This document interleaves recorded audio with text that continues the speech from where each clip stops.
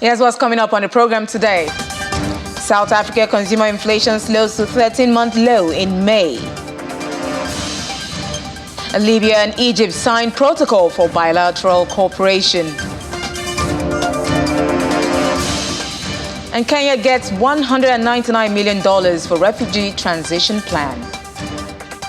And thanks for joining us on Business Incorporated today. I'm Will Ibang. Let's check in on the markets, and we kick off with Africa as usual, where major equities were trading with mostly negative sentiments at intraday. We've seen that from the start of the week. Nigeria's NGX was up 0.24%. South Africa, however, was down more than 1%. Now in Egypt, the EGX 30 was down 0.35% at intraday, while Kenya closed yesterday's session in the green, 0.33%. Now let's take a look at the Middle East, where markets were mostly mixed at intraday.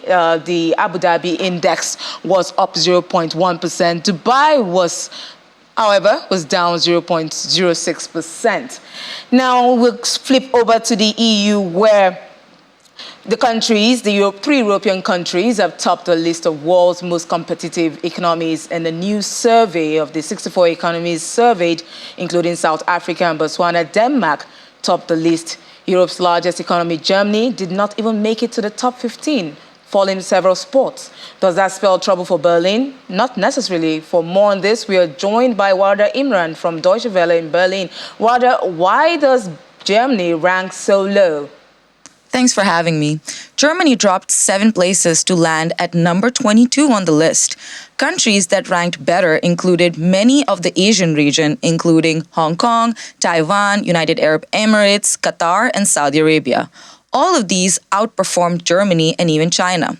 The reason Berlin ranks so low is mainly because of its tax regime, which participants of the survey said was heavily bureaucratic, so much so that it puts businesses off. Another issue identified is that the current leadership in Germany is not seen as extremely competent, so the score on that one is also quite low. And the last major thing that played a role in this ranking was cost competitiveness. The general cost of doing business in Germany is much higher than other economies evaluated. There was even an acute price rise that affected people here negatively. That's according to this survey conducted by a Swiss institute annually. And so what are the reasons that Denmark, Ireland, and Switzerland had to come top on the list? Yes, three countries swept the top 3, largely in part because they are among the most digitally advanced nations in the world. Ireland has emerged as an exciting destination for businesses now because of their low taxes. But that's not the only reason it got a high rating. In Denmark, for example, taxes are really high, but it is a good trade-off because of the services it provides to the people who live there. There are a series of well-crafted business policies observed in the top 3 countries with a good ranking of services provided to the residents. For example, strong infrastructure, a good education system. And the 3 countries that ranked lowest, Argentina, Mongolia, and Venezuela, saw rampant inflation and high prices, which gave them the bottom spots. Would this be something that would say may worry investors or the markets? Probably not, because some of these issues are known for being thorns in Germany's business circles. And the highly volatile energy prices that only recently stabilized did not help. But Germany's initiatives for health and climate change were lauded in the competitiveness survey. I think investors are more looking to what the European Central Bank are indicating. So it seems that they're kind of done with most of the interest rate increases. Any future increases will depend on the inflation numbers coming in at the time. There are some hawkish observers that say that more increases may be needed in the last 2 quarters of the year. Some inflation numbers are coming in from the UK, unemployment figures from Sweden, and retail information from France. And a proposed takeover of German chemical company Covestro by Abu Dhabi National Oil. I think that's what will stay on investors' minds today. Thanks so much, Warda Imran, for that update from Germany. Now move over to South Africa, precisely in Ghana, where some Nigerian professionals were in Accra for the 30th Afrexim Bank annual meeting have expressed confidence in the capacity of the Afrexim Bank to drive the continent to prosperity. They call on Nigerians to make the most of the offerings of the financial giant in expanding their businesses, improving trade and growing the economy. Our correspondent Chris Ilems reports. Handshakes across regions, contract signing, and discussions on how to leapfrog the continent in all ramifications rent the air at the Accra International Conference Center since this event began. We're not maximizing our key assets, the ingenuity and creativity of our people. The theme for the year, delivering the vision, building prosperity for Africans, appears quite apt, and some Nigerian professionals here have been reacting to what they feel has been a very impactful event. We need to stimulate the engine of Africa and get these sleeping giants to wake up. And so much conversation is going on around here. I'm happy about it. But beyond the conversations, let's have roadmaps and let's begin to have traction. I think what our manufacturers will need to do is to come up with a bankable project. Okay? Bankable business that could be funded by Afrexim Bank. And I'm very sure that the institution will be willing to do it and fund it 100%. To me, I'm very happy by the conference. I'm very happy by the intent of the Afrexim Bank. I'm happy by the focus, and I'm happy about how they are necessary funds to be sure that we do not need to be going out to borrow funds. And I'm sure about how passionate the institution is in developing business in Africa and manufacturing too. The Afrexim Bank annual meeting also featured discussions on furthering the course of the African Continental Free Trade Area Agreement, owing to the gains it holds for the continent.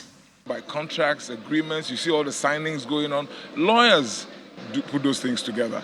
But do we have capacity on the continent so that our own lawyers are actually the ones? Otherwise, it will break my heart. If after all of this, what we have is our colleagues from other countries in the world coming to be the ones to facilitate all of this as lawyers, it will be really painful. The free trade avenue is long overdue. We have no reason whatsoever, considering our connectivity, our heritage, our peculiarities, and more like a common denomination that we have no reason whatsoever to have a barrier within the trade transactions amongst us. And in fact, I strongly believe that we've even graduated to an extent of having a common currency. That is the ultimate. But we also have to demonstrate political will on our part. Things like visa-free travel, that has been a major issue for many of us. Afrexim has also done something about the payment system so that we begin to reduce the influence of the dollar. Why should I trade with Ghana and not find a way to do so in cedis and naira? And the CEO of Arise. Afrexim Bank backs up talks with works with several major signings, including a $400 million facility for industrial parks across Africa. Between Arise and the bank, Afrexim is honored to be executing Unity, shared prosperity, accessing capital, and exploring the digital space are some of the major conversations of the day as the Afrexim Bank annual meeting winds down in Accra, Ghana.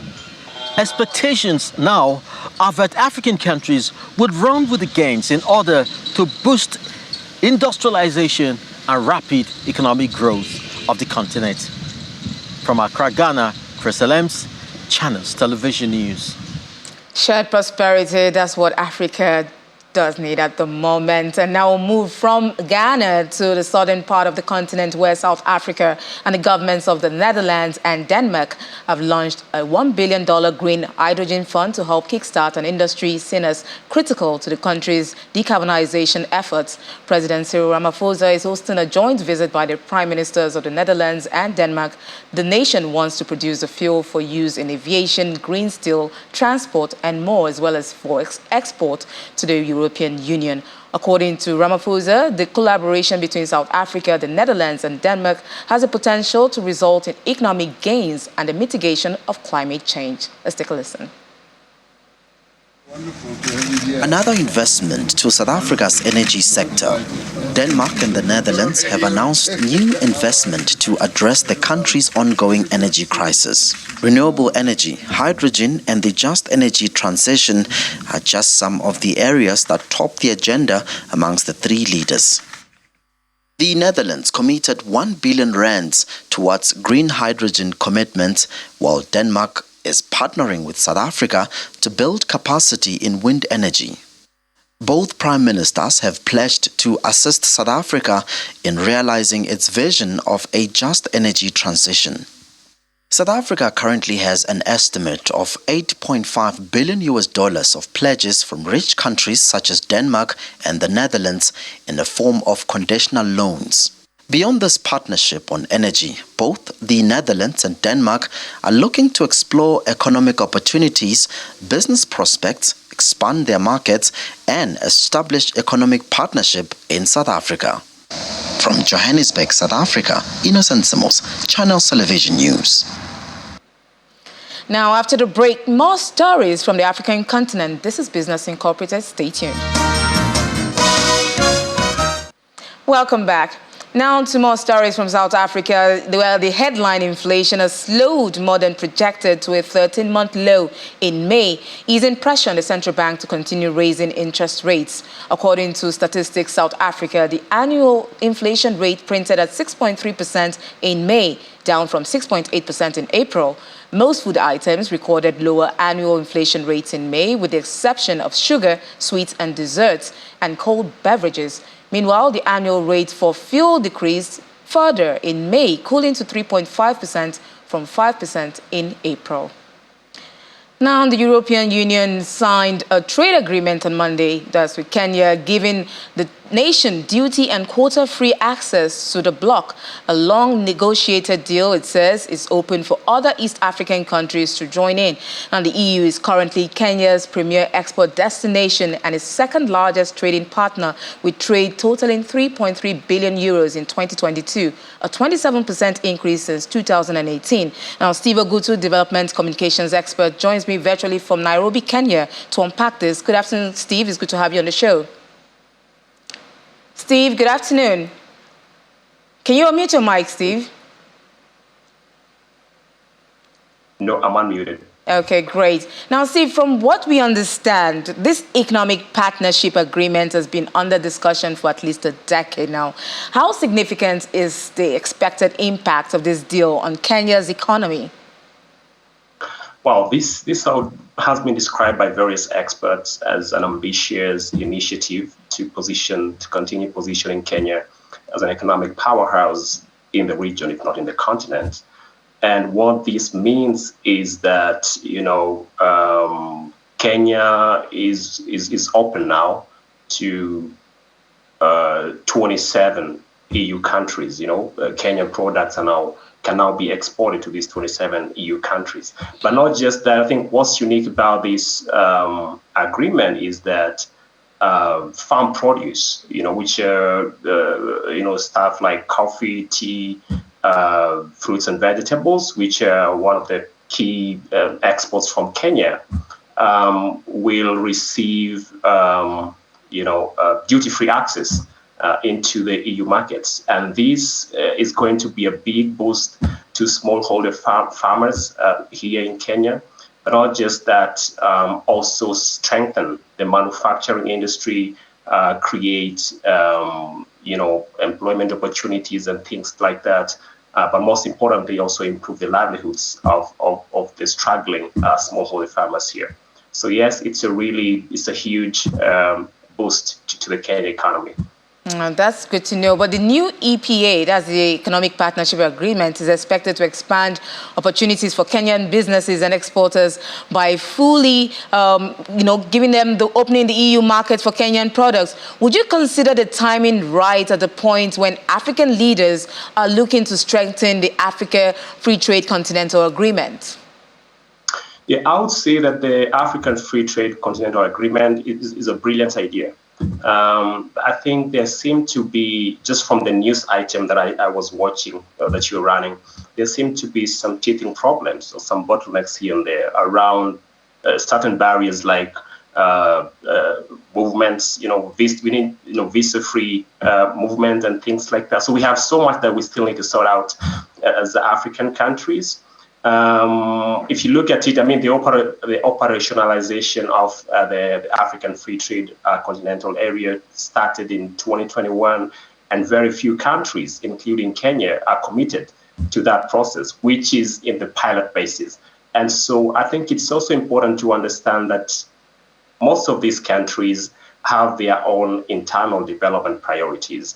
And therefore, it just makes sense, I think, for the step that Kenya has taken to expand its network by reaching out to other partners like the EU to help it meet its development priorities by this ambitious agreement that was signed on the June 19th.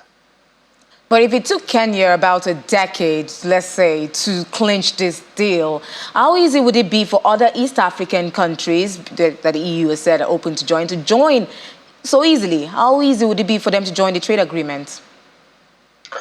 That's a good point. You see, in 2014, when this conversation started, Kenya and I think Rwanda, if I'm not wrong, ratified this agreement, but other countries within the East African region were a bit hesitant. And so it's taken us a while. And I think during this process also, Kenya's economic position was scaled up. Now we are categorized as a middle income country, whereas the rest of the countries within the region are still least developed countries. So meaning that our trading structure with other partners across the world, like the EU, has to change. For countries like other countries that are categorized as least developed, can still trade with other countries within the EU market without needing such arrangement as the EPA. But I think from President Ruto's speech during the signing of this agreement, he made it clear that he's still going to reach out to his peers within the region to ensure that they take advantage of this opportunity to drive their economic agenda.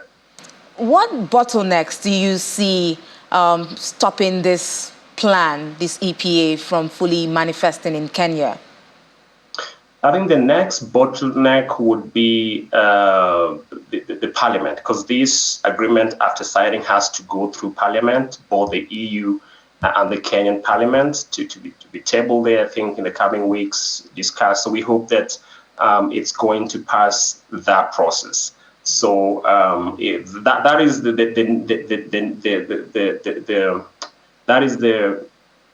bottleneck that I can foresee for now. But of course, it's also going to need certain policies that's going to guide its implementation from there.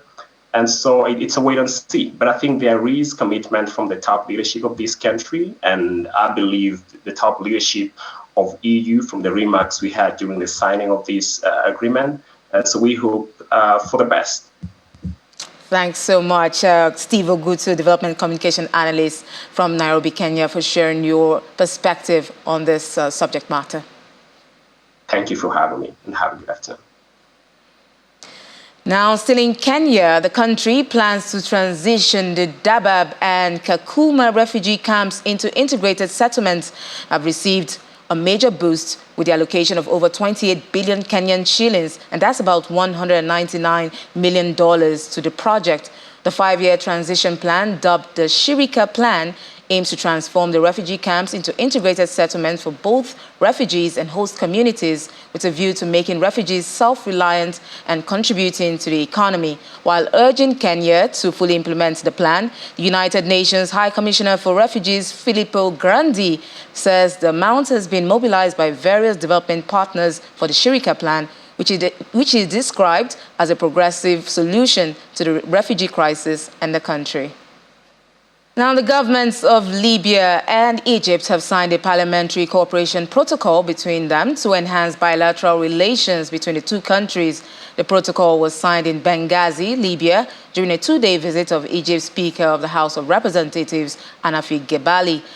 Libya has experienced a spiral of violence since the overthrow and subsequent assassination of Muammar al-Gaddafi in 2011 after a war supported by NATO. Mr. Gebali has reiterated Egypt's support for the dialogue in Libya to achieve stability and end the crisis. And that's it on Business Incorporated. Join us tomorrow for another edition. I'm Will Ibang. It's bye for now.